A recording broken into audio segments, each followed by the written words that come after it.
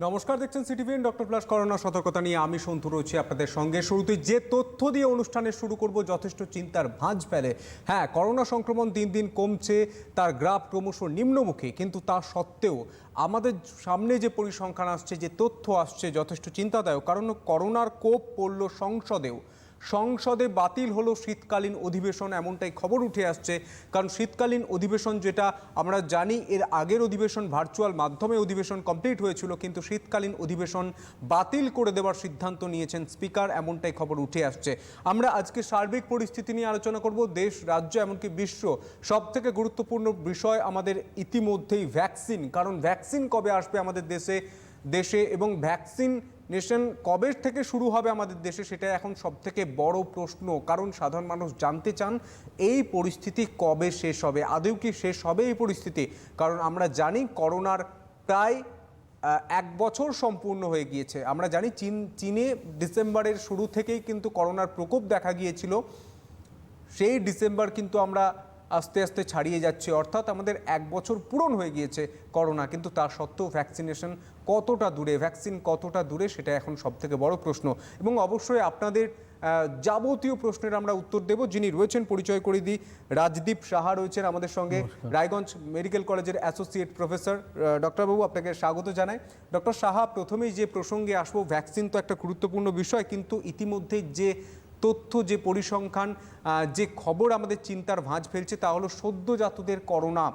আমরা জানি করোনা সময়কালে সদ্যজাত এবং প্রসূতিরা বিভিন্ন জায়গায় করোনা আক্রান্ত হয়েছেন, কিন্তু ইতিমধ্যেই যে পরিসংখ্যান সামনে আসছে, এই রাজ্যে সদ্যজাতরা বেশি করে করোনা আক্রান্ত হচ্ছে এবং নানান জায়গায় এই খবর উঠে আসছে। সদ্যজাতদের ক্ষেত্রে কতটা একটা ভয়ঙ্কর বা কতটা একটা আশঙ্কার জায়গা থাকছে?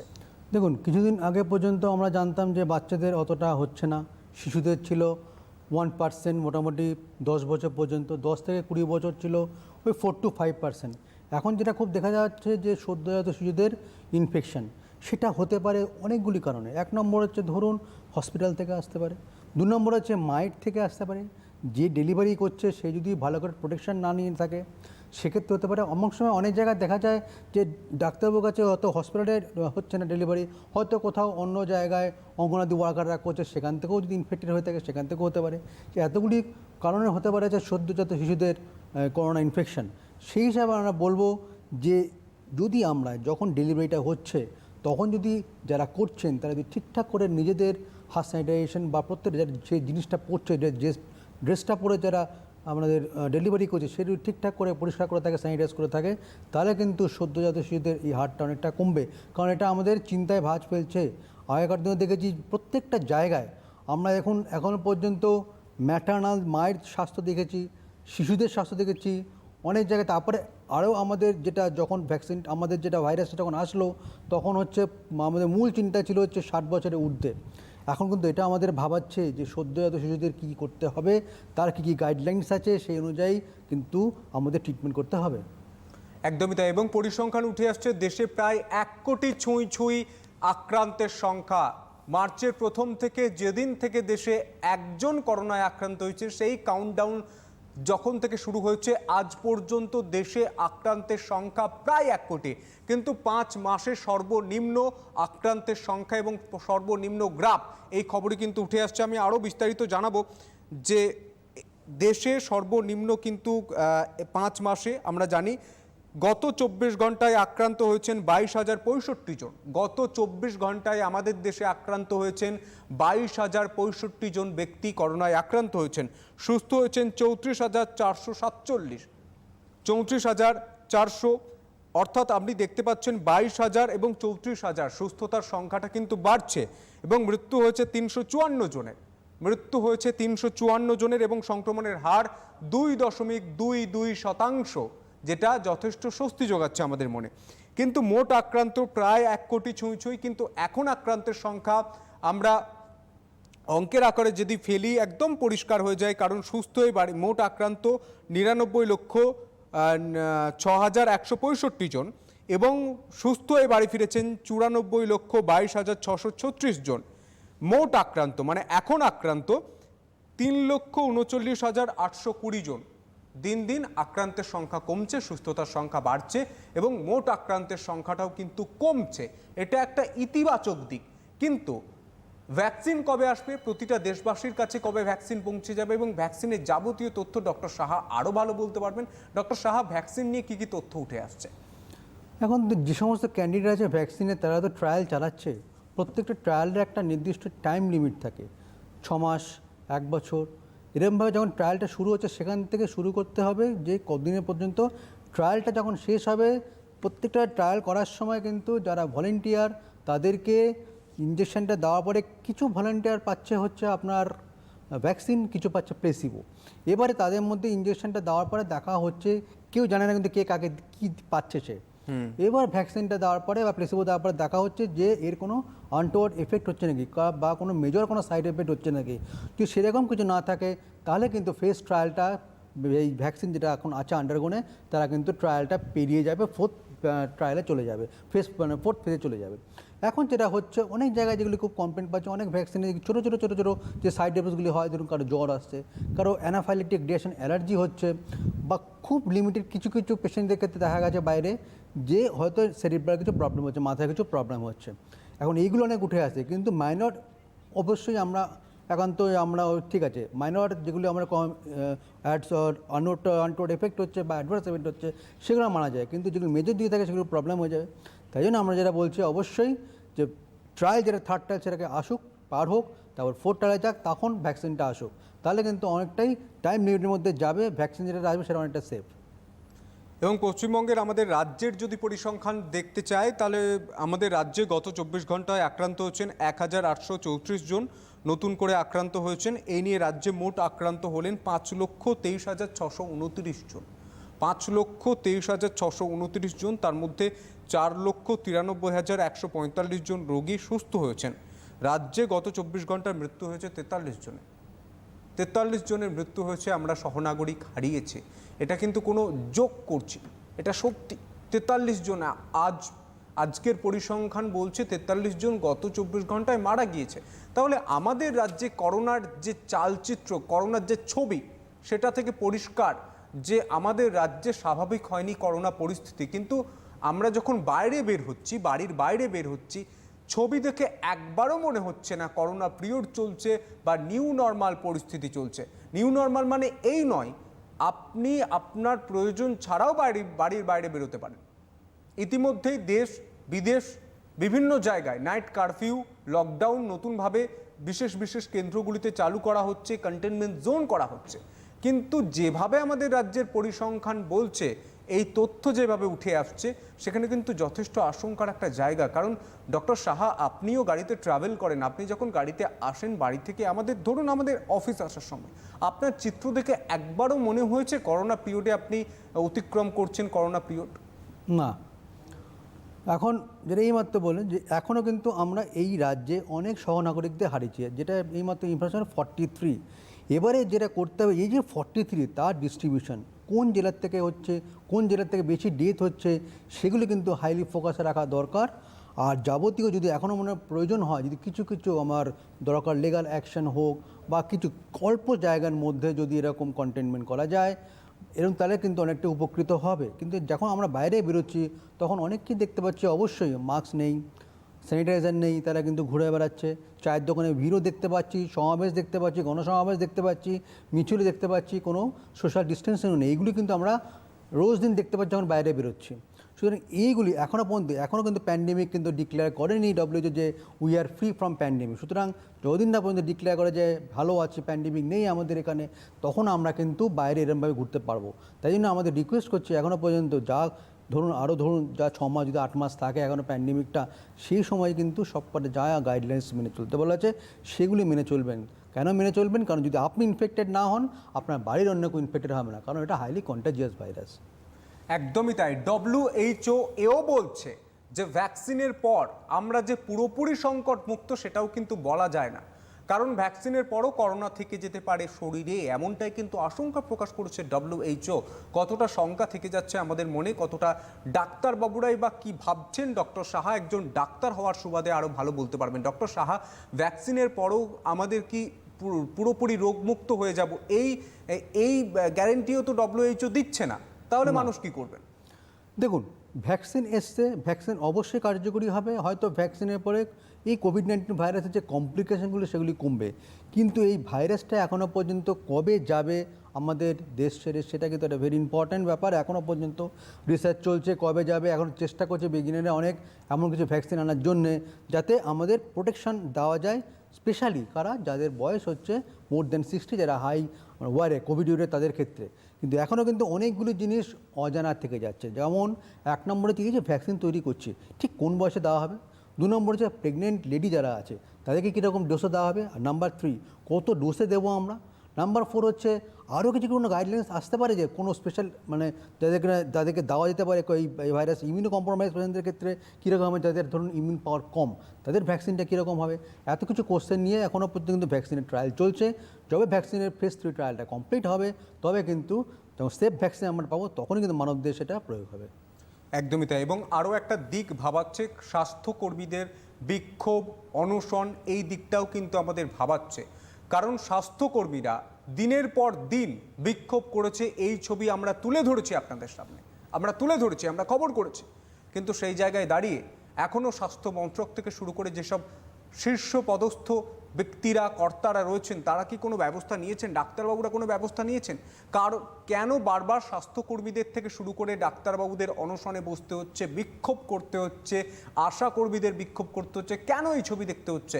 আমাদের এই রাজ্যেও বিভিন্ন প্রান্তে বিভিন্ন সময়ে এই ঘটনা ঘটে এসেছে এবং ঘটে চলছে। ডক্টর সাহা, আপনি ডাক্তার হওয়ার সুবাদে আপনি কি মনে করেন কেন স্বাস্থ্যকর্মীদের বিক্ষোভ করতে হচ্ছে? তারা তো মুখ বুজে এই কমাস আমরা দেখলাম টানা ভগবানের মতো তারা সেবা করে চলেছে। তাদের যে কর্ম, তারা অবিচল, তাদের কর্মপদ্ধতি, তাদের যে শপথ একজন ডাক্তার হওয়ার সুবাদে, সেই জায়গায় তারা কিন্তু অটল, কিন্তু তাদেরকেও বারে বারে অনশন বিক্ষোভে নামতে হচ্ছে কেন? এখন ব্যাপারটা হচ্ছে, ধরুন আপনি একটা কাজ করছেন, সেই কাজের এনভায়রনমেন্টের সময় কিছু কিছু বেসিক নিডস থাকে। নাম্বার 1 হচ্ছে অবশ্যই যে আমাদের কিটটা, যেটা পিপিই কিট অবশ্যই মাস্ট। সেটা আগে যেমন যখন ধরুন প্রথম এপ্রিল মে মাসে তখন যোগানটা অনেক কম ছিল, এখন কিন্তু অনেক আমরা পেয়েছি পিপিই কিট। তারপরে এটা কি, ধরুন একজন টেকনোলজিস্ট তারা হচ্ছে সোয়াব টানবে, সেক্ষেত্রে তাদেরকে কিন্তু অ্যাডিকুয়েট প্রোটেকশন দিতে হবে উইথ অল এই টাইপের কিটস, অ্যান্ড তার সঙ্গে সঙ্গে যতটুকু পারা যায় তারা এমন একটা জায়গা দিতে হবে যেখান থেকে ওরা টানবে সেইগুলি যেন ঠিকঠাক হয়। আর যারা ধরুন স্টাফ যারা আছে, যারা ওয়াশ করে, সেক্ষেত্রে তাদেরও কিন্তু যখন কাজে ঢুকবে তাদের জন্য যে সমস্ত জায়গায় হাইলি যেগুলি ইম্পর্টেন্ট, যেমন আইসিসিউ, আইটিইউ বা যেখানে ওয়ার্ডগুলো আইসোলেশন ওয়ার্ড, যেখানে পেশেন্টরা ভর্তি থাকে বা খারাপ থাকে, সে সমস্ত পেশেন্টদের যারা হ্যান্ডেল করে তাদের জিনিসপত্র, ধরুন যাই হতে পারে একটা ব্লাড, তারপরে সোয়াব বা জিনিসপত্র যারা হ্যান্ডলিং করে, তাদের ক্ষেত্রে কিন্তু অ্যাডিকুয়েট প্রোটেকশন দরকার। এই প্রোটেকশনগুলি তারা হয়তো পাচ্ছে না, তাই জন্য তারা বিক্ষোভ করছে। অবিলম্বে কিন্তু এটা অনেক আগের থেকে অনেক ভালো হয়েছে, সেই যোগানটা অনেক আমরা পিপিই কিট পাচ্ছি। ইন ফিউচার আরও করতে হবে যতদিন না পর্যন্ত এই ভাইরাসটা আমাদের এখানে দেশে থাকে, যতদিন না এখান থেকে চলে যায়। একদমই তাই। এবং 6 থেকে 8 মাসের মধ্যে টিকা পাবেন 30 কোটি ভারতবাসী, এমনটাই বলা হয়েছে। 6 থেকে 8 মাস, তার মধ্যে 30 কোটি ব্যক্তি টিকা পাচ্ছেন, এমনটাই খবর কিন্তু জানানো হয়েছে। সেই দিকে তাকিয়ে টিকা কিভাবে বিতরণ হবে বা টিকা কিভাবে আসবে, সেখানে একটা বড় শঙ্কা ছিল। ইতিমধ্যেই জানানো হয়েছে যুদ্ধকালীন পদ্ধতিতে, যেমন যুদ্ধ বা প্রাকৃতিক যে বিপর্যয় ঘটে, যে ঘটনাগুলো সামনে আসে, বন্যা আসে, ভূমিকম্প আসে, সেই সময় যেভাবে ত্রাণ পৌঁছে দেওয়া হয়, যেভাবে সাহায্য পৌঁছে দেওয়া হয়, যুদ্ধকালীন পদ্ধতিতে টিকা দেশের বিভিন্ন প্রান্তে একই সময়ে পৌঁছে যাবে, এমনটা কিন্তু বলা হয়েছে। 30 কোটি ভারতবাসী 6 থেকে 8 মাসের মধ্যে টিকা পাচ্ছেন, এটা একটা সুখবর। কিন্তু টিকা আসবে গ্রামাঞ্চলে, সার্বিকভাবে পৌঁছে যাবে, স্মুথ গতিতে পৌঁছে যাবে, এমনটা কি হবে? ডক্টর সাহার অবজারভেশন কি বলছে, একটু জানার চেষ্টা করব। টিকা যখন আমাদের যে ভ্যাকসিনটা ধরুন মার্চ এপ্রিল থেকে শুরু হয়েছে, আমরা তখনই বলেছিলাম যে একটা এফেক্টিভ ভ্যাকসিন আসতে মোটামুটি যে কোনো নোবেল ভাইরাসের ক্ষেত্রে 1 বছর তো মিনিমাম 1.5 বছর পর্যন্ত লেগে যায়। সুতরাং এখন তো ভাবুন 6 থেকে 8 মাস, যেটা আপনি বললেন জুলাই আগস্ট, হয়তো এখন জুলাই আগস্ট পর্যন্ত আমাদের ওয়েট করতে হবে। এবং তার মধ্যে কিছু কিছু জায়গায় দেখতে পাচ্ছি এমার্জেন্সি বেসিসে কিছু ভ্যাকসিনের ট্রায়ালও চলছে, যাতে ওই দেশের যারা নাগরিক, প্রবীণ নাগরিক বা মোর দ্যান 65 যারা আছে, তারা কিছুটা হয়তো এখান থেকে রিলিফ পায়। এবার যখন ভ্যাকসিনটা আসবে, সেখান থেকে দেখতে হবে আগে বন্টনটা যেটা, সেটা যেন ঠিকঠাক ইকুয়াল ডিস্ট্রিবিউশন হয়, 1 নম্বর। 2 নম্বর হচ্ছে দেখতে হবে, একটা গাইডলাইন্স করে দিতে হবে যে কারা কারা প্রাথমিকভাবে পাবে। আর প্রাথমিকভাবে দেওয়ার পরে কিন্তু যারা অবশিষ্ট রয়ে গেল, তাদেরকে কিন্তু খুব কম টাইমের মধ্যে সেই ভ্যাকসিনটা দিতে হবে। ধরুন একটা বলছি আমি, জুন জুলাইতে আসলো ভ্যাকসিনটা, সেটা আপনি দিয়ে দিলেন। যারা ফ্রন্টলাইন ওয়ার্কার যারা আছে, তার সঙ্গে সঙ্গে যারা প্রবীণ নাগরিক, যাদের এখানে কোমরবিডিটি দিয়ে গেলো, তাদের পেয়ে গেল। তারপরে কিন্তু 1 থেকে 2 মাস 3 মাসের মধ্যেই জনসাধারণের জন্য সমভাবে আনতে হবে, না হলে কিন্তু আমাদের যে প্যান্ডেমিকটা সেটা আর কাটবে না। এই যে ভাইরাসের যে প্রকোপটা এখনও পর্যন্ত সেটা থেকে যাবে। একদমই তাই। এবং আরও এক তথ্য উঠে আসছে যা যথেষ্ট আমাদের স্বস্তি যোগাচ্ছে, তা হলো রোগীর অভাবে সেফ হোম। আমরা জানি এ রাজ্যে শুরু হয়েছিল সেফ হোম এবং দেশের বিভিন্ন প্রান্তে শুরু হয়েছিল সেফ হোম। আপনি সেখানে থাকতে পারেন, মাইল্ড সিমটম যাদের ছিল তারা কিন্তু থাকতে পারতেন সেই জায়গায়। সেই সেফ হোম আস্তে আস্তে বন্ধ করে দেওয়া হচ্ছে রোগীর অভাবে, এমনটাই কিন্তু দাবি করা হচ্ছে।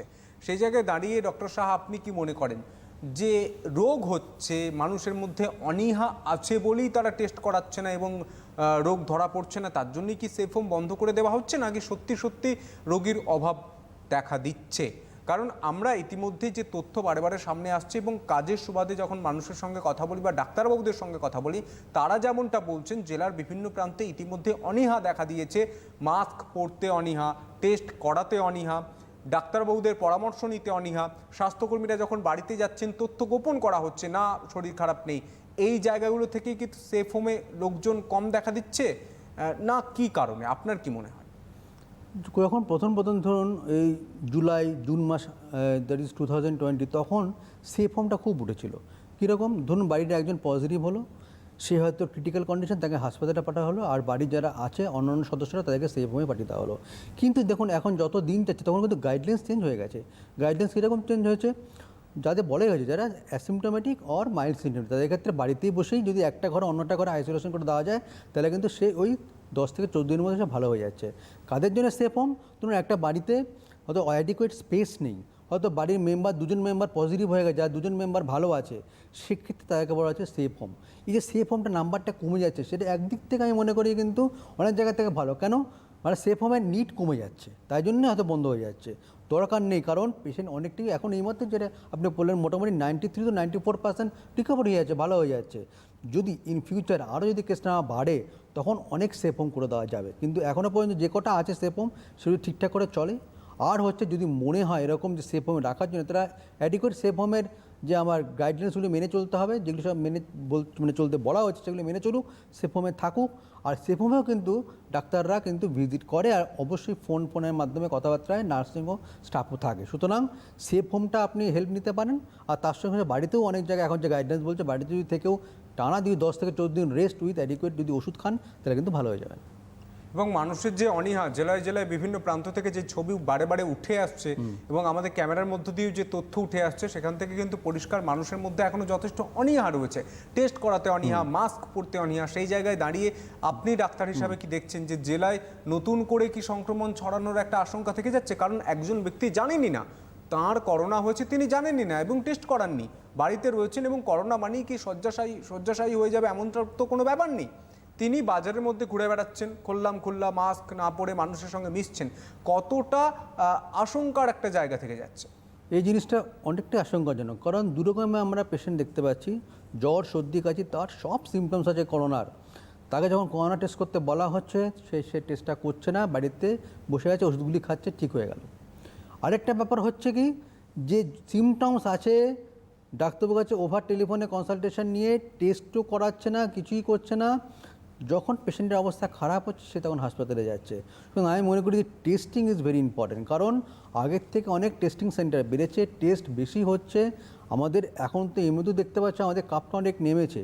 আপনার টেস্টিং করলে শুধু আপনার সমস্যাটা মিটবে না, আপনার বাড়ির অন্যান্য সদস্যের মিটবে। সুতরাং এই রোগটাকে আপনি হাইড করে যাবেন না, লুকিয়ে যাবেন না। যদি আপনার এই সমস্যা থাকে করোনা, কোভিড-19-এ, তাহলে আপনি ইমিডিয়েটলি ডাক্তারের পরামর্শ নিন, টেস্টিংটা অ্যাটলিস্ট করান। টেস্টিং করলে কিন্তু আপনার রোগের ঠিকঠাক ট্রিটমেন্টটা হবে।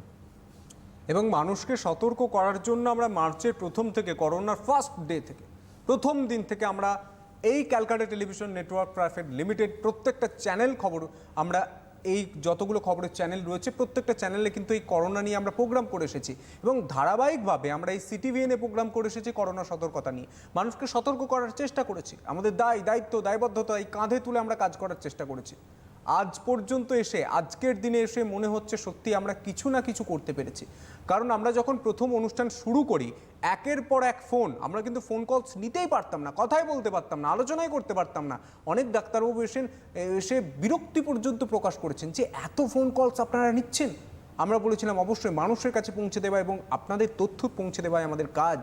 সেই জায়গায় দাঁড়িয়ে আজকে আমরা অনুষ্ঠান করছি, প্রায় আধ ঘন্টা আমরা কমপ্লিট করে ফেলেছি, একটাও ফোন কলস নেই। এখান থেকে কিন্তু পরিষ্কার ডক্টর সাহা আপনিও প্রথম দিন থেকে ছিলেন আমাদের সঙ্গে, হাতে হাত ধরে কাঁধে কাঁধ মিলিয়ে আপনিও সাহায্য করেছেন। থ্যাঙ্কস, আপনাকে অসংখ্য ধন্যবাদ জানাই। এবং টিভির ওপরে যারা বসে রয়েছেন আপনাদেরকে সতর্ক করতে পেরেছি এটা জেনে আমাদের খুব ভালো লাগছে। এই উপলব্ধিটা সত্যি আপনাদের সঙ্গে ভাগ করে নিলাম যে আমরা প্রথম দিন থেকে যে অনুষ্ঠান যেভাবে করে এসেছি সেই জায়গায় আপনাদের যেভাবে কনফিউশন ছিল, আপনারা যেভাবে ফোন করেছেন, লাগাতার ফোন করেছেন, কিভাবে মাস্ক পরবো, কিভাবে হাত ধুবো, কিভাবে সবজি ধোবো, কিভাবে রান্না করব, এটা খাবো কিনা, ওটা পরবো কিনা, এই যাবো কিনা, এটা কি করব, বাচ্চাদের কিভাবে খেয়াল রাখবো, বয়স্কদের কিভাবে খেয়াল রাখবো, আজকের দিনে এসে কোনো কনফিউশন নেই। আপনারা প্রত্যেকে সচেতন হয়েছেন, এটা বুঝে ভালো লাগছে। কিন্তু সেই পার্সেন্টেজ, কতটা পার্সেন্টেজ আমরা করতে পেরেছি, আমাদের দর্শক, আমরা তো চোখ কান বুঝে বলে দিতে পারি না রাজ্যের প্রতিটা মানুষ আমাদের চ্যানেল দেখছে, প্রতিটা মানুষ সতর্ক হয়ে গিয়েছে। তাহলে বাইরে বেরিয়ে আমাদের দেখতে হতো না যে মাস্ক না পরে ব্যক্তিরা ঘুরছেন, যেখানে সেখানে থুতু ফেলছেন, মানুষের সঙ্গে সামাজিক দূরত্ব বজায় রাখছেন না, এই ছবি দেখতে হতো না। আমরা কিছুটা অংশে মানুষকে সতর্ক করতে পেরেছি, কিন্তু যারা এখন পর্যন্ত সতর্ক হয়ে ওঠেননি তাদের ক্ষেত্রে একটা কথাই বলবো, আপনি সতর্ক হন, আপনার পরিবারের জন্য সতর্ক হন। কেউ দর্শক বন্ধু রয়েছেন? নমস্কার, কে রয়েছেন? হ্যাঁ নমস্কার। নমস্কার, বলুন। আমি দিল্লি থেকে বলছি। হ্যাঁ বলুন।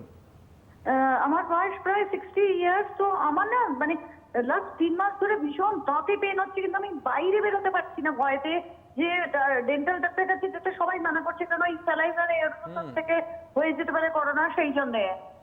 তো এই ব্যাপারে আর আমার বাড়ির কিছু লোক বাইরে গিয়ে মানে ম্যারেজ অ্যানিভার্সারি এইসব অ্যাটেন্ড করছে, তারপরে সে ফিরে আসবে, সেটাও একটা মুশকিল। আমি তো বাড়িতে সব সেফগার্ড দিয়েছি, আমি ডাক্তারও দেখাতে যাচ্ছি না ডেন্টালে। তো এই ডেন্টালের ব্যাপারটা কি করে কি ফেস করবো? ডক্টর শাহ কিছু প্রশ্ন করবেন? না ঠিক আছে, বুঝেছি। একদমই, আপনি শুনতে থাকুন, ডক্টর শাহ আপনার প্রশ্নের উত্তর দিচ্ছেন। হ্যাঁ নিশ্চয়ই। অবশ্যই কিছু কিছু সেগমেন্টস আছে আমাদের মেডিকেলে, যেমন ডেন্টাল, ইএনটি, এইগুলি হচ্ছে একদম মুখ খুলে দেখতে হয় পেশেন্টদের। সো সেখান থেকে অবশ্যই ভাইরাসের সংক্রমণ হওয়ার চান্সটা অনেকটা বেশি। প্রথম অনেক জায়গায় দেখেছি ডেন্টাল সার্জনরা বসতো না, কিন্তু এখন কিন্তু অনেক জায়গায় ডেন্টাল সার্জনরা বসছেন, ট্রিটমেন্ট করছেন। অবশ্যই যদি এরকম মনে হয়, আপনি যদি আর্জেন্ট কিছু সমস্যা থাকে ডাক্তারবাবুকে দেখান, তো দরকার হলে ডাক্তারবাবু পিপিই কিট পরে দেখবে, দরকার কোনো প্রবলেম হবে না, সেই সমস্যাটাকে আপনি পুষিয়ে রাখবেন না।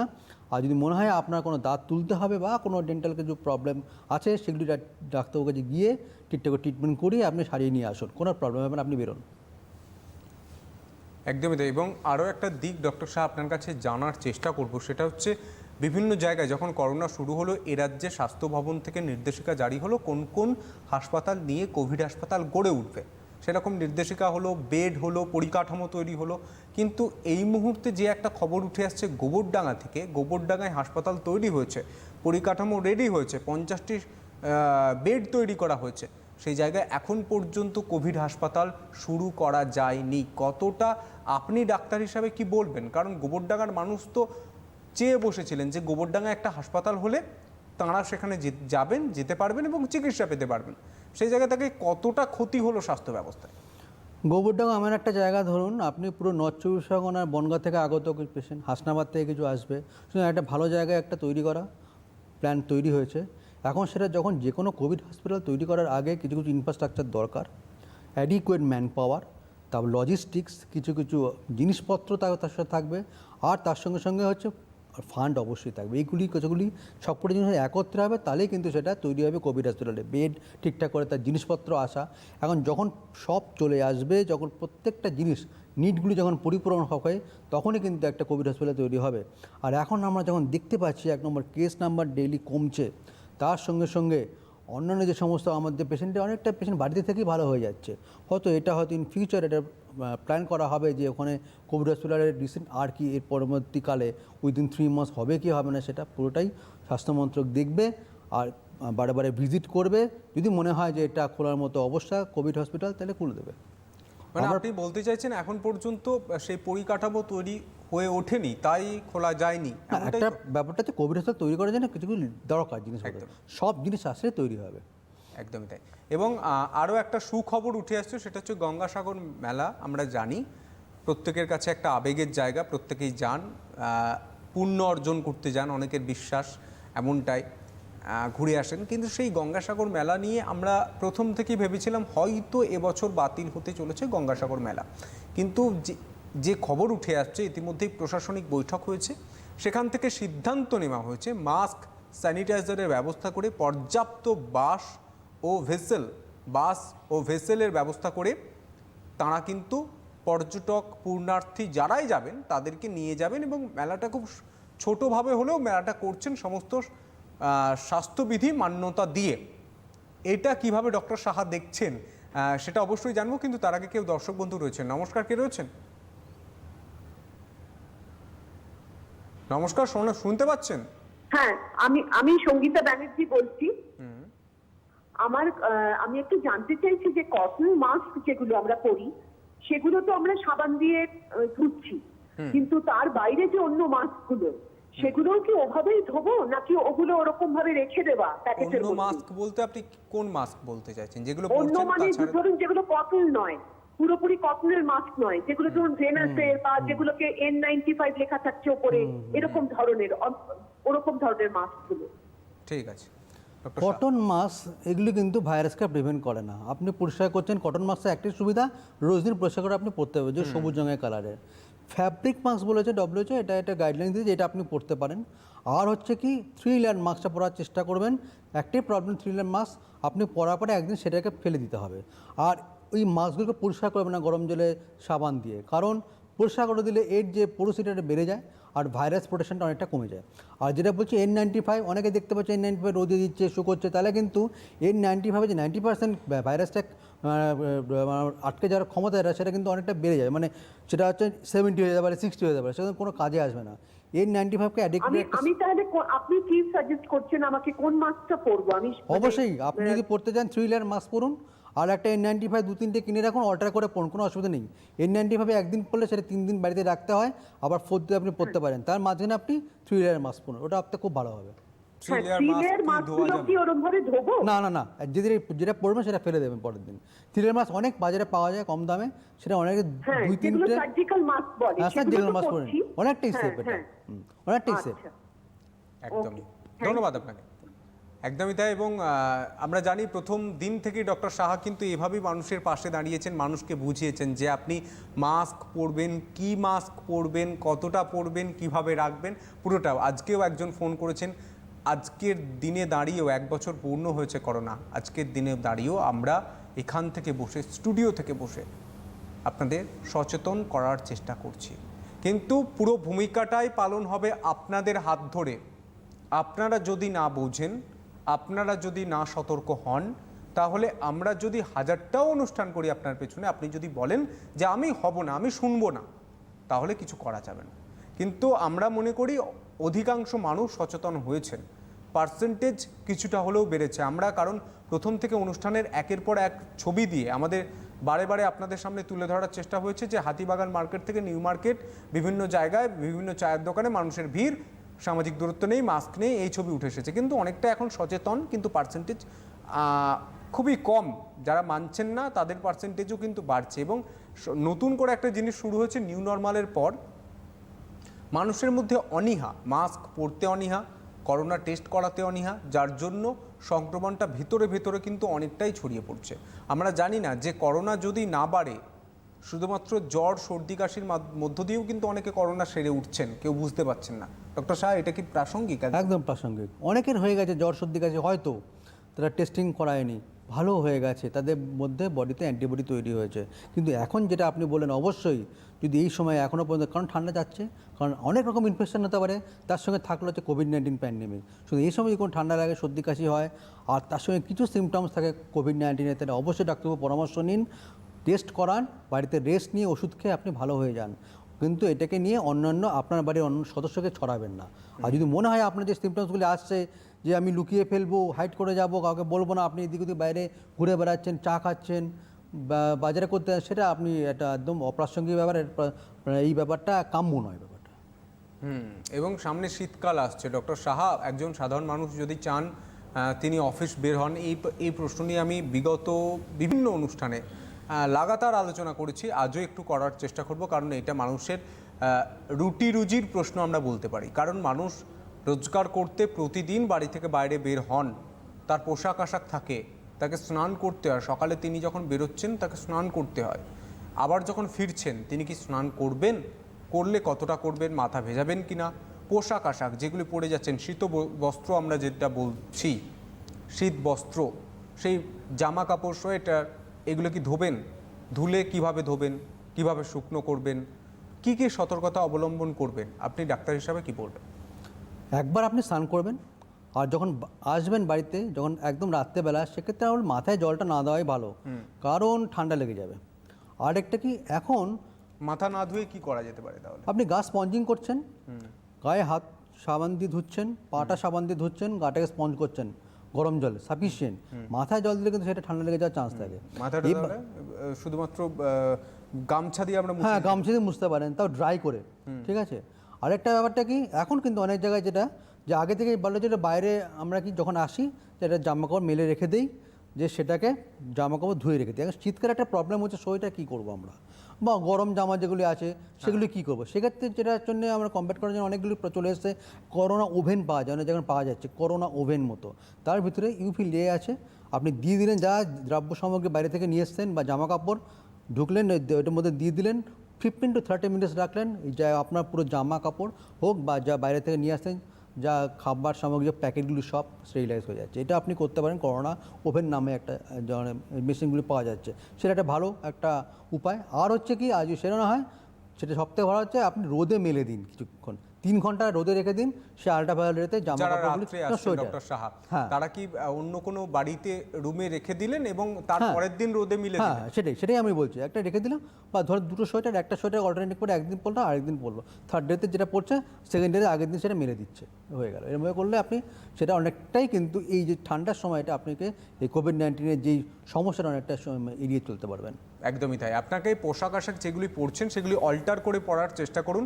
ডক্টর সাহা যেমনটা বললেন, যে আপনি যেটা আজকে পরে অফিস যাচ্ছেন, বাইরে বের হচ্ছেন, সেটা যখন ফিরছেন, আপনি তো রাতে ফিরছেন বা সন্ধ্যেবেলায় ফিরছেন, তখন আপনি একটা নির্দিষ্ট রুমে, যে রুম আপনি ঢোকেন না, ব্যবহার সেভাবে হয় না, এরকম একটা রুম অন্তত কোভিডকালে তৈরি হয়েছে অনেকের বাড়িতে, এবং যাদের বাড়ি তৈরি হয়নি, বাড়ির বাইরেও তো রাখতে পারেন ডক্টর সাহেব, প্লাস্টিকে করে আপনি বাড়ির বাইরেও রাখতে পারেন।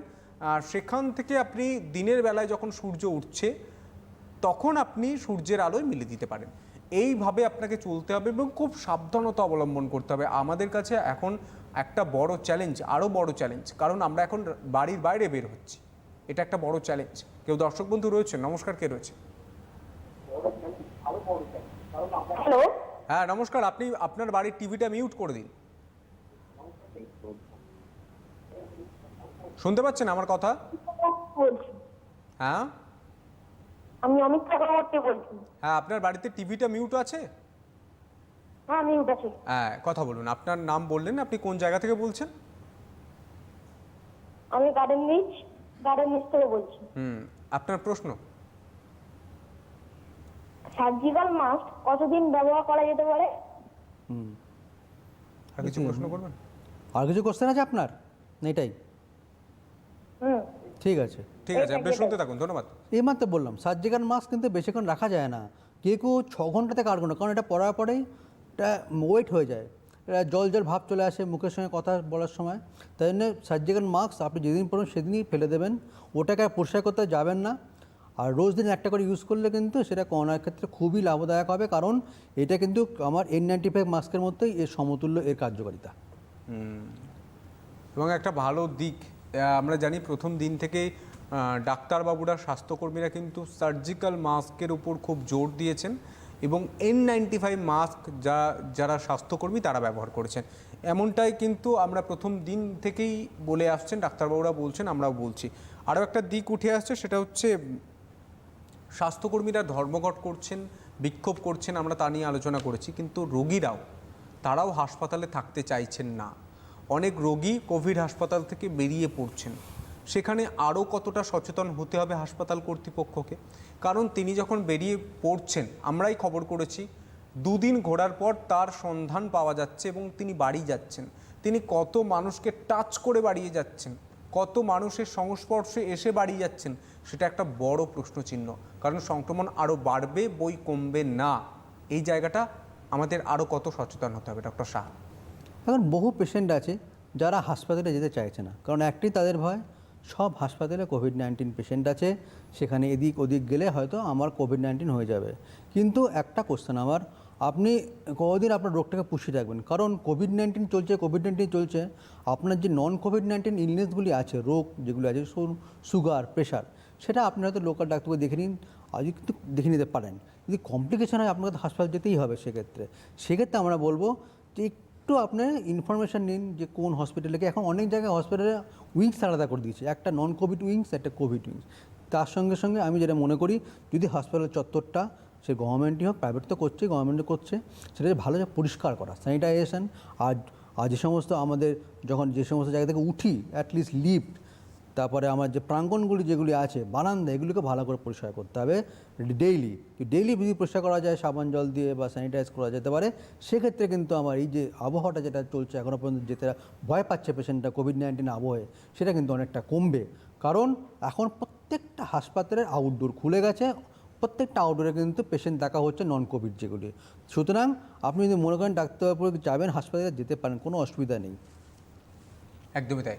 এবং আরও একটা দিক, সেটা হচ্ছে খুদে, অর্থাৎ আমাদের বাড়ির কনিষ্ঠতম সদস্য, তাদেরকে আমরা কিভাবে খেয়াল রাখবো, তাদের মানসিক অবস্থা কিভাবে আমরা বুঝবো, সেটা অবশ্যই আমি কথা বলবো ডক্টর শাহর সঙ্গে। কিন্তু কেউ দর্শক বন্ধু আগে রয়েছেন। নমস্কার, কে রয়েছেন? হ্যাঁ, হ্যাঁ, আমি শ্যামবাজার থেকে বলছি।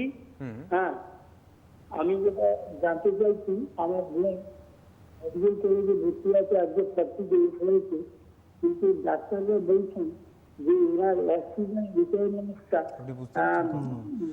আপনাকে একটু অনুরোধ করবো,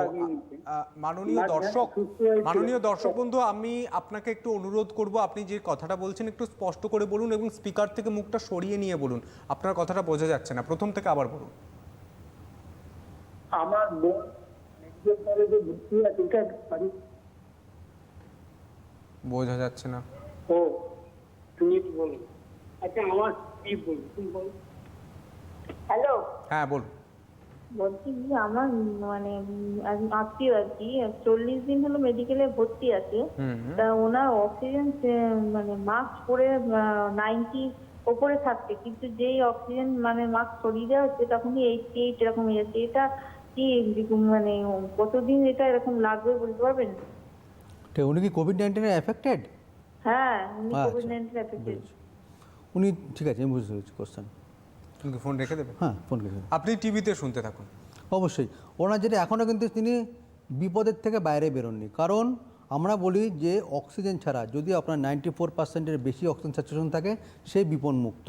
তার এখন অক্সিজেন ছেড়ে দিলেই 88% হয়ে যাচ্ছে, সে কিন্তু এখন বিপদমুক্ত নয়। তাকে এখনও অ্যাডিকুয়েট ট্রিটমেন্ট মানে ওখানে রেখে ট্রিটমেন্ট করাতে হবে, দয়া করে অক্সিজেন দিতে হবে যতদিন না পর্যন্ত ভাইরাসটা ক্লিয়ার হয়। আর তার সঙ্গে সঙ্গে ভাইরাসের ক্লিয়ারের থেকে বড় ব্যাপার হচ্ছে ফুসফুসটা ঠিক হয়। ফুসফুস ঠিক হলে, ফুসফুসে অনেক রকমের আছে, অনেক ওষুধ বেরিয়ে গেছে, তার সঙ্গে সঙ্গে কিছু আমার ফিজিওথেরাপিও আছে সেই ফুসফুস ঠিক করার জন্য, অনেক তারা ওখানে করছে ট্রিটমেন্ট। স্যাচুরেশন আপনার ভালো হলে অক্সিজেন ছাড়া আপনাকে ছেড়ে দেবে, কোনো অসুবিধা নেই। একদমই তাই। 40 দিন ভর্তি রয়েছে, কিন্তু তা সত্ত্বেও যিনি ভর্তি রয়েছেন তার বডি স্ট্রাকচার এখনও কিন্তু ঠিক হয়নি, ডক্টর সাহা যেমনটা বললেন এবং আমি যেমনটা বুঝতে পারলাম। সেটা যতদিন না ঠিক হচ্ছে ততদিন তিনি বাড়ি আসতে পারবেন না, এটাই কিন্তু বলছেন ডক্টর সাহা। আরও একটা দিক আমরা যেটা নিয়ে আলোচনা করছিলাম, বাড়ির কনিষ্ঠতম সদস্যরা, খুদেরা, তাদের মানসিক অবস্থা কেমন, কিভাবে ঠিক রাখা যায়, এক।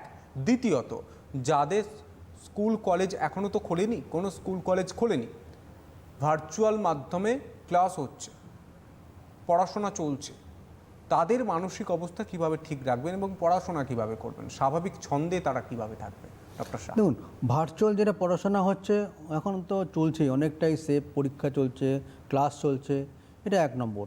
আর হচ্ছে কি যে খুদেরা যেটা আছে, খুদেরা তাদের ক্ষেত্রে কি দেখুন, শুধু স্কুল খোলেনি, কলেজ খোলেনি, অনেক জায়গায় কিন্তু ছোটো ছোটো সুইমিং পুল খুলে গেছে, তারা অনেক জায়গায় ক্রিকেট কোচিংয়ে যাচ্ছে, ক্রিকেট অল্প অল্প ছেলেদের নিয়ে খেলাচ্ছে, সেগুলি কিন্তু তারা কিন্তু করতে যাচ্ছে। সেক্ষেত্রে কিন্তু একটু তারা এন্টারটেনমেন্ট করতে পারছে। লাস্ট 1 মাস 2 মাস ধরে এই সমস্ত জায়গাগুলো অনেক খুলে গেছে। আর বাকি থাকলে হচ্ছে স্কুল কলেজ। স্কুল কলেজ হয়তো রিসেন্টলি, হয়তো এর পরের বছর হয়তো খুলে যাবে, তখন কিন্তু এই যে অনলাইনটা অনেকটা যেটা অফলাইনে চলে যাবে। তখন কিন্তু আমাদের খুদেদের যে এখন যেটা মানসিকটা যাচ্ছে যে আমি এখন শুধুমাত্র অনলাইন, সেটা অনেকটা কমবে। তারা স্কুল যাবে, স্কুলে গিয়ে ঠিকঠাক করে তারা পড়াশোনা করবে। তার সঙ্গে সঙ্গে এই যে প্রাইভেট পড়ানোর যে ধাঁচটা, সেটাও কিন্তু এখন অনেক জায়গায় অনলাইন প্রাইভেট চলছে, সেটাও একসময় ওটা অফলাইন হয়ে যাবে। কিন্তু এখনও পর্যন্ত দেওয়া যাচ্ছে না, কারণ তারা অনেক শিশু, তারা এখনও পর্যন্ত এই জানে না ভাইরাসটি কীভাবে ছড়ায়, মাস্ক কীভাবে পরতে হয়, কীভাবে হাত পরিষ্কার করতে হয়, যে খাওয়ার আগে যে একটা হাত পরিষ্কার করবো সেটাও তাদেরকে শিখিয়ে দিতে হয়। শুধু এইগুলি যখন ঠিকঠাক হবে, প্যান্ডেমিক সিচুয়েশনটা ওভার হবে, তখন কিন্তু স্কুলটা যদি খোলা যাবে, তখন এই অনলাইনটা পুরোটাই অফলাইনে চলে যাবে। একদম তাই। কেউ দর্শক বন্ধু রয়েছেন? নমস্কার, কে রয়েছেন? বলছি ডাক্তারকে জিজ্ঞেস করার আছে কিছু। বলুন। আমি বলছি যে আমরা দুবেলা বেরোলে তখন জামা কাপড় বা মাছ বা জুতো বা বাজার থেকে জিনিসপত্র বা খাবার জিনিস রেস্টুরেন্ট বা বাজারে ফল টল এসব কিভাবে আমরা নিয়ে এসে খাওয়া দাওয়া করবো, বা দুবেলা জামা কাপড় কি করবো, বা বেরোবো যখন এই যে আমরা মোটর সাইকেল যাচ্ছি বা সাইকেল দেখছি বারান্দায় কি হয়, ঘরের সামনে তো বারান্দা, যাতায়াতের বারান্দা। বুঝতে পারলেন লাস্টের কোশ্চেনটা আমি বলছি। লাস্টের দিকটা আপনি কথাটা একটু অস্পষ্ট আসলো, আরো যদি একবার বলতেন। বলছি আমরা যখন দুবেলা বাজার বেরোই, ঠিক আছে, হ্যাঁ বলুন। দুবেলা আমরা যখন বাজার বেরোচ্ছি, ওই জামা কাপড় কি করবো, এবং আমরা যখন ঢুকছি সামনে কারো পক্ষ সমান তৈরি, ধরুন মানে দুবেলা বেরোচ্ছে, তারা দরজা বন্ধ, রাতের বারান্দা, সে কিভাবে ঢুকবে, জামা কাপড় কি করবে, বা জিনিসপত্র যে আমরা নিয়ে আসি খাবার জিনিসপত্র মানে যে নিয়ে আমরা আলোচনা করলাম, বা মাছ গ্লাভস একদমই করে যাচ্ছে, বা মোটর সাইকেল দিয়ে বেরোচ্ছি, সাইকেল দিয়ে বেরোচ্ছি, কি করবো? একদম যে আপনি শুনতে থাকুন টিভিতে। যে সবজিগুলি নিয়ে এসছেন, অবশ্যই আমরা বারবার বলেছি সেটাকে একটা জায়গায় রেখে দিন। আর যদি মনে হয় যে সেদিনই রান্না করবেন, ভালো করে সেটাকে পরিষ্কার করে দিন। বলাই আছে গাইডলাইন্সে সাবান জল দিয়ে আপনি পরিষ্কার করতে পারেন, পরিষ্কার করে দিয়ে ভালো করে। আর যেগুলি একদম করতে পারবেন না, সেটা আলাদা জল দিয়ে পরিষ্কার করছেন, এটা একটা করতে পারেন। প্রত্যেকটা রান্না করার আগে যেন সবজিগুলিকে ভালো করে পরিষ্কার করা হয়। আর যে সমস্ত জামা কাপড়গুলি যেগুলো আপনি কিনে আনছেন, সেগুলোকে আমরা বলছি একদিন রেখে দিন কোনো একটা স্পেসে, তারপর দিন সেটাকে ভালো করে স্যানিটাইজ করে আপনি হাত থেকে পরিষ্কার করে আপনি ইউজ করতে পারেন। এইভাবে করতে পারলে কিন্তু এই জামা কাপড় বা খাবার থেকে যেগুলো বাইরে থেকে সবজি নিয়ে আসছেন, সেখান থেকে ইনফেকশনের চান্সটা অনেকটা কম হবে। উনি আরও একটা প্রশ্ন জিজ্ঞাসা করলেন, মোটর বাইক, ওনার মোটর সাইকেলে উনি চালাচ্ছেন, মোটর সাইকেল নিয়ে বাইরে যাচ্ছেন, তারপর যখন মোটর সাইকেল নিয়ে বাড়ি ফিরছেন, মোটর সাইকেল কীভাবে স্যানিটাইজ? না, মোটর সাইকেল এখন তো সবাই মোটামুটি সাবান জল দিয়ে পরিষ্কার করে। আমি মনে করবি করোনা আবহাওয়াতে যেটা মোটর বাইকটা যখন আসবেন, প্রতিদিন যখন সকালবেলা বেরোচ্ছেন, একবার করে পরিষ্কার করুন ভালো করে সাবান জল দিয়ে, সাফিসিয়েন্ট ভাইরাসটা মারার জন্য, কোনো অসুবিধা হবে না। এবং আরও একটা গুরুত্বপূর্ণ দিক নিয়ে আমি আলোচনা করার চেষ্টা করব, সেটা হচ্ছে শীতকালে আমরা জানি দূষণের মাত্রা ক্রমশ বাড়ে এবং কুয়াশা বা ধোঁয়াশা এটা সৃষ্টি হয়। তো সেই ক্ষেত্রে করোনার যারা পেশেন্ট, যারা করোনা রোগী, তাদের কতটা অসুবিধা হচ্ছে এবং সাধারণ মানুষের কতটা অসুবিধা হচ্ছে? কারণ কুয়াশা একটা যথেষ্ট দূষণের লক্ষণ, এবং আমরা জানি শীতকালে যে ধান কাটার পর যে ধানের অংশগুলো রয়ে যায়, সেইগুলো কিন্তু আগুন ধরিয়ে দেওয়া হয় খড়ে। সেখান থেকেও কিন্তু একটা দূষণের মাত্রা ব্যাপক আকার ধারণ করে দিল্লিতে, এবং কলকাতাতেও লাগাতার পাল্লা দিয়ে কিন্তু দূষণের মাত্রাটা বাড়তে থাকে। তো সেই জায়গায় ডক্টর সাহা, করোনা যারা রোগী রয়েছেন, যারা করোনা মাইল্ড সিমটম রয়েছেন, যারা শ্বাসকষ্টজনিত রোগে ভোগেন, তারা কিভাবে সচেতন থাকবেন? কিছুদিন আগে ধরুন অনেক জায়গাতে এই একটা খুব প্রাসঙ্গ ছিল। প্রসঙ্গটা কি, যে দূষণ বাড়লে কোভিড-19 ভাইরাসের অবশ্যই চান্সটা বেড়ে যাবে। আমরা ধরুন সেপ্টেম্বর অক্টোবর এটা দেখিয়েছি কিছু কিছু জায়গায় দূষণের জন্য বেড়ে যাচ্ছে। সেক্ষেত্রে তখনই কিন্তু বলে দেওয়া হয়েছে একদম যে দূষণ কমাতে হবে। দূষণ যদি না কমায় তাহলে কিন্তু ভাইরাস, যে কোনো, শুধুমাত্র কোভিড-19টা, যে কোনো ভাইরাসের প্রকোপ বাড়বে। সুতরাং যেটা বলছি, এখনও পর্যন্ত যে যদি আমরা দূষণ কমাতে পারি আরও ইন ফিউচার, তাহলে কিন্তু দূষণ আমার কোভিড-19 চান্সটা অনেকটা কমবে। আর যারা ধরুন সিওপিডিতে ভুগছে, হাঁপানির রোগীরা, তাদের ক্ষেত্রে বলবো এই সময় সকালবেলাটা যদি আপনি বাইরে না যাই ভালো, আমার মর্নিং ওয়াকে, কারণ কুয়াশা আছে, ঠান্ডা লাগবে, সেখান থেকে আবার ঠান্ডা লেগে অন্যান্য আপনি ইমিউনো কম্প্রোমাইজ হয়ে যাবেন, হয়তো কোভিড-19 আপনার বডিতে বাসা বাঁধবে, আপনি বুঝতেও পারবেন না কোথা থেকে ভাইরাসটা আসলো। সুতরাং আমরা বলবো এই সময়টা বাইরে মর্নিং ওয়াকটা এখন কম করতে চাই ভালো এই সময়টা। আর যদি মনে হয় যে যতদিন পর্যন্ত এই ঠান্ডাটা থাকবে ততদিন আপনি যে সমস্ত ডাক্তার ওষুধ বলে দেওয়া হচ্ছে সেগুলি এই হাঁপানির জন্য বা সুইপুরের জন্য সেগুলি খেতে থাকবেন, তাহলে কিন্তু আপনার ভাইরাসটা ওই শরীরে ঢুকবে না। একদমই তাই। এবং এই দিকটা কিন্তু এড়িয়ে চলতে হবে। ডক্টর সাহা যেমনটা বলছেন, বিশেষজ্ঞরা বলছেন যে এই শীতকালে কুয়াশা ধোঁয়াশা, সকালের টাইমটা শীত থাকে, আপনারা মর্নিং ওয়ার্কে যাবেন না। যারা বয়োজ্যেষ্ঠ রয়েছেন, যারা বয়স্ক রয়েছেন, যাদের একটা চান্স থেকে যায়, তাদের কিন্তু সতর্ক করা হচ্ছে। অপরদিকে আমরা খুদেদের ক্ষেত্রেও বললাম যে যারা বাড়িতে রয়েছে তাদের মানসিক অবস্থা কিভাবে ঠিক রাখা যায়, বাবা মার দায়িত্ব, সেটা অবশ্যই দায়িত্ব নিয়ে সেই কাজটা করতে হবে। এবং মহিলা যারা সন্তান সম্ভবা, তাদের নিয়েও আমরা আলোচনা করব, কিন্তু তার আগে কেউ দর্শক বন্ধু রয়েছেন। নমস্কার, কে রয়েছেন? হ্যালো, হ্যাঁ বলুন। আমি শ্রীরামপুরের মাইক থেকে বলছি। হ্যাঁ বলুন। বলছি এই যে কোনো কোম্পানির যে ডিসইনফেক্টেন্ট গুলো আছে, এগুলো দিয়ে কি আমরা ভাইরাস মুক্ত হতে পারবো? মানে আপনি স্প্রেগুলোর কথা বলছেন? হ্যাঁ, আরেকবার বলবেন প্লিজ। বুঝেছি। আমি বলছি যে ডিসইনফেক্টেন্ট যেগুলো আছে সেগুলোতে ভাইরাস মুক্ত হতে পারবে কিনা, যে কোনো ব্র্যান্ডেড কোম্পানি, সেগুলো দিয়ে কি আমরা ভাইরাস মুক্ত হতে পারবো? একদমই তাই, অবশ্যই। আপনি শুনতে থাকুন, অবশ্যই উত্তর দেবেন ডক্টর শাহ। ডক্টর শাহ, দেখুন এখনও পর্যন্ত মার্চ মাস, আমাদের এখানে যখন মার্চ ফার্স্ট ইন্ডেক্সকে ধরা পড়েছিল, এখন হচ্ছে ডিসেম্বর, এখনও পর্যন্ত আমরা এই স্যানিটাইজার, এই মাস্ক, এই সোশ্যাল ডিস্টেন্স মেনটেন করে কিন্তু এখনও পর্যন্ত আমরা অনেকেই বেঁচে আছি, অনেকেই ইনফেকশন থেকে রিকভারিও করেছি। সুতরাং এই যেটা আপনি বললেন স্যানিটাইজার, এটা কিন্তু একটা নির্দিষ্ট এরিয়ার উপরে এফেক্টিভ। সেটা যখন আমার বিল্ড অনেক হয়ে যাবে, সবাই যখন ইউজ করবে, তাহলে কিন্তু আমার ভাইরাসটাকে আমরা সেখান দেশ থেকে তাড়াতে পারবো। সেই আমাদের প্রত্যেকটা মানুষেরকে সচেতন হতে হবে।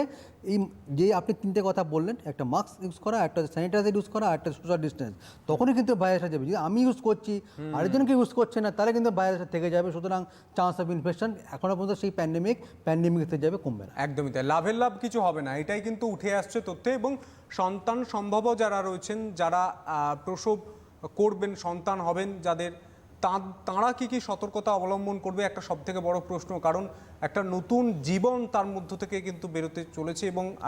এবং হাসপাতালেও আমরা দেখেছি সদ্যজাতদের কিন্তু করোনা একটা বড় চান্সেস থেকে যাচ্ছে। সেই জায়গা নিয়েও আমরা আলোচনা করেছি। কিন্তু সন্তান সম্ভবরা যারা রয়েছেন, তারা বাড়িতে কি সতর্কতা অবলম্বন করবেন, তারা বাড়িতে কিভাবে থাকবেন? যারা প্রেগনেন্ট লেডি, তাদের অবশ্যই এই সময়টা বাড়িতে থাকাই ভালো, 1 নম্বর।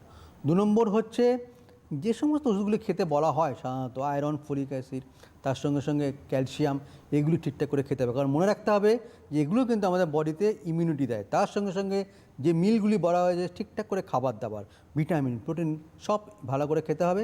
কারণ he is carrying a baby, সুতরাং তার সঙ্গে তার বাচ্চাটাকেও সেটাকে প্রোটেকশন দিতে হবে। আর এমন কিছু করবো না এই সময়টা যে বাইরে যাচ্ছি, এদিক ওদিক আমি মিটিং করছি, মিটিং করছি, বা পার্টিতে কোনো যাচ্ছি, এমন জায়গায় যাচ্ছি, মাস্ক ইউজ করছে না, বা এদের সঙ্গে কথা বলছি, সেটা আপনি করতে যাবেন না। কারণ এই সময়টা প্রেগনেন্সির সময়, এই 9টা মাস আপনাকে ঠিকঠাক থাকতেই হবে। আর ডাক্তার ভিজিট করতে হবে, ডাক্তারবাবু যা বলছেন ঠিকঠাক করে মেনটেন করে আপনি ডেলিভারিটা করাবেন। অবশ্যই এমন একটা সেফ জায়গা থেকে করাবেন, দেখবেন এনভায়রনমেন্ট যেন ঠিকঠাক থাকে, তাহলে কিন্তু আপনিও ভালো থাকবেন, যে বাচ্চাটা জন্মাচ্ছে সেও ভালো থাকবে। ডক্টর সাহা, ইতিমধ্যে সামাজিক মাধ্যম থেকে বিভিন্ন জায়গায় একটা চর্চিত বিষয়, সেটা হচ্ছে ব্রিটেনে প্রথম ভ্যাকসিন যে নেওয়া হয়েছে, এই ঘটনা কি সত্যি নাকি মিথ্যা? ইতিমধ্যে বিভিন্ন সংবাদ মাধ্যমের ওয়েব পোর্টাল কিন্তু ইতিমধ্যে ভোট শুরু করে দিয়েছেন। সাধারণ মানুষ তাদের ব্যক্তিগত অভিমত জানাচ্ছেন। কিন্তু আপনি ডাক্তার হিসাবে কি মনে করেন যে ব্রিটেনে যে ভ্যাকসিন নেওয়া হলো, বিশ্বের মধ্যে সবথেকে প্রথম ভ্যাকসিন, আমরা দেখেছিলাম রাশিয়াতেও কিন্তু এই দাবি করা হয়েছিল যে ভ্যাকসিন আবিষ্কার হয়েছে এবং পুতিনের মেয়ে বা কেউ ঘনিষ্ঠ বা পারিবারিক কোনো সদস্য ভ্যাকসিন নিয়েছিলেন। সেই জায়গায় দাঁড়িয়ে ব্রিটেনের ঘটনা কতটা সত্যি বা কতটা মিথ্যা আপনি ডাক্তার হিসাবে কি মনে করেন? আপনি যখন সত্য মিথ্যাটা যাচাই করতে যাবেন আপনার ওয়েবসাইট বলে দেবে। স্পেশালি কিছু কিছু মানে ওয়েবসাইট আছে সেখানে ঠিকঠাক ইনফরমেশন পাবেন। WHO, CDC তারা কি বলছে দেখুন। সেটাই হচ্ছে আমার মতে যে এই এখন কোন ভ্যাকসিন কোন দেশে কী আছে সেটার থেকে বলার থেকে আপনি যদি এই ওয়েবসাইটে গিয়ে দেখেন যে এখন পরিস্থিতি কীরকম সব আপনি পেয়ে যাবেন, কোন ব্রিটেনে কোন ভ্যাকসিন ফার্স্ট দেওয়া হচ্ছে। সেবার ব্যাপারটা হচ্ছে দেওয়া হওয়ার পরে যে কী হলো সেটাও একটা দেখতে হবে, কোনো কম্পিটিশন হচ্ছে না হচ্ছে কি না, আর এটা কি ট্রায়াল ভ্যাকসিন নাকি মানে মানবদের ফেজ 4 পাস করার পরে যেগুলি হয় সেই ভ্যাকসিন সেটা দেখতে হবে। তাই জন্য আপনাকে আপডেট থাকতে হবে আর সমস্তগুলি আমাদের যে ওয়েবসাইটগুলি যেগুলি আছে WHO, CDC সেগুলি ওয়েবসাইটগুলি পর্যবেক্ষণ করুন, তাহলে আপনি আপডেট থাকবেন নিজে। একদমই তাই। এবং ডক্টর সাহা, আজকের দিনে দাঁড়িয়েও আপনাকে সাধারণ মানুষের সঙ্গে কথা বলতে হয়, তাদের সংস্পর্শে আসতে হয়, তাদের চিকিৎসা করতে হয়। আপনি যেভাবে সাবধান থাকছেন, যেভাবে মেনটেন করছেন সমস্ত বিষয়, সাধারণ মানুষ কোনো একজন ব্যক্তি এতদিন ধরে আমাদের অনুষ্ঠান দেখেনি, আজ হয়তো যারা নতুন দর্শক বসেছেন দেখতে এই অনুষ্ঠান, তাদের ক্ষেত্রে একটা পূর্ণাঙ্গ আমি বলতে চাইছি একদম টপ টু বটম পূর্ণাঙ্গ সতর্কতা বার্তা আপনি কি দেবেন? দেখুন, এখন আমরা যেটা খুব দেখতে পাচ্ছি, একটা পেশেন্ট যখন যাচ্ছে ডাক্তারবাবুকে দেখাতে সে নিজে মাস্ক পরে যাচ্ছে না, তার সর্দি কাশি আছে, সেক্ষেত্রে আমি বলবো সচেতন হওয়া দরকার। এখন শুধুমাত্র বাইরে বেরোচ্ছে মাস্ক পরে তা না, ডাক্তারবাবু যখন যাচ্ছেন মাস্ক মাস্ট 1 নম্বর। আর যেগুলি আপনার বলা হয়েছে স্যানিটাইজার ইউজ করা, হাত ধোয়া, সোশ্যাল ডিস্টেন্স মেনটেন করা, এগুলো তো আপনি করবেনই। আর হচ্ছে কি নিজেকে আপডেট রাখা যে কখন কি হচ্ছে, আমাদের এই ভ্যাকসিনের কি স্টেজ আছে সেটাও একটা ভেরি ইম্পর্টেন্ট। আপনি সেটা আমাদের থেকেও পাবেন, আপনি নিজেও আপনি ইনফরমেশন অন্য জায়গাতেও জোগাড় করতে পারবেন। সুতরাং এই সময় যতক্ষণ না ভ্যাকসিন আসে নিজেকে সেফ থাকতে হবে। একদমই ডক্টর সাহা, সময় সব থেকে গুরুত্বপূর্ণ জিনিস এবং সময়কে গুরুত্ব দিতে হবে আপনাকে ভালো রাখার জন্য, আপনাকেই গুরুত্ব দিতে হবে আপনার পরিবারকে। ডক্টর সাহা, অসংখ্য ধন্যবাদ। আজকে আমাদের অনুষ্ঠান এখানেই শেষ করতে হচ্ছে। ভালো থাকবেন, সুস্থ থাকবেন, নমস্কার।